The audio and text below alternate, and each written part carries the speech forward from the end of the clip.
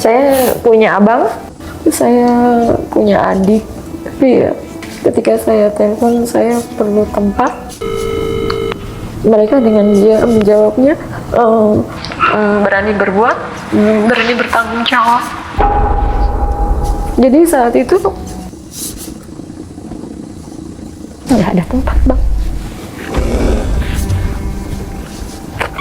Bahkan tidak ada yang menerima ibu ya? Iya. Saya nggak tahu kok kemana waktu itu.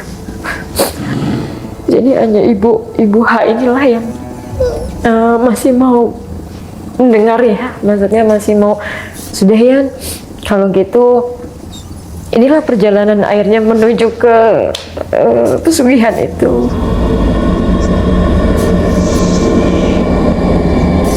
Sampai akhirnya Ibu H, saat itu aku udah bingung mau kemana, karena waktu ketika di mobil itu kita bertiga, saya, suami, dan Bu H itu. Ya udah ke rumah dulu, terus kita ada yang kita bicarakan lah ya berarti. Langsung pertanyaannya tuh langsung, mau nggak pesugihan? Gitu.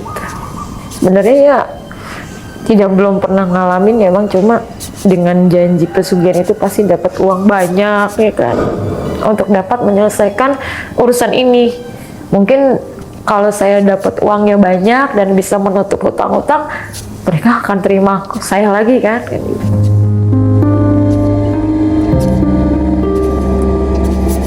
Singkat cerita, pertama saya siap-siap dibawa ke daerah Bogor. Di Bogor itu saya pikir nggak ada orang, maksudnya yang begitu ya Bang, karena kan rumahnya, bukan rumahnya, maksudnya perjalanan ke arah rumahnya itu dengan gerbang besar gitu, nggak tahu itu di dalamnya ada orang yang perdukunan atau apalah kan gitu ya. Jadi aku nggak spek ke situ gitu.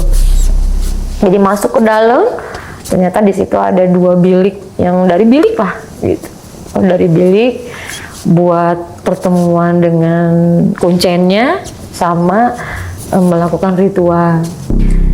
Jadi ketika sudah di Bogor, sudah bicara dengan Pak Kuncen, menyiapkan kain, karena kan berendam di telaga harus tanpa busana, cuma kain aja, ben aja, dan harus berendam di jam 12 malam sampai jam 1.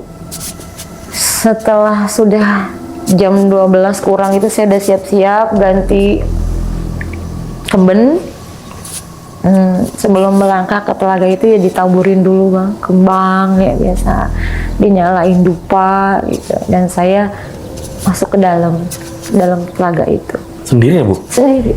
Jam 12 masuk dengan posisi seperti orang bertapa, dengan dikelilingin bunga-bunga gitu, sampai jam 1 jam Bang. Tapi ya saya kurang tahu, tidak ada sosok yang melilit maksudnya, karena harus ada yang melilit tubuh saya kan gitu. Baru itu tandanya keberhasilan kata beliau gitu. Tapi ternyata sampai jam 1 tidak. Akhirnya setelah saya naik ke atas dan rapi-rapi ya kita ngobrol lagi, berarti harus melakukan yang kedua. Nah itu harus dilakukan di Pemalang.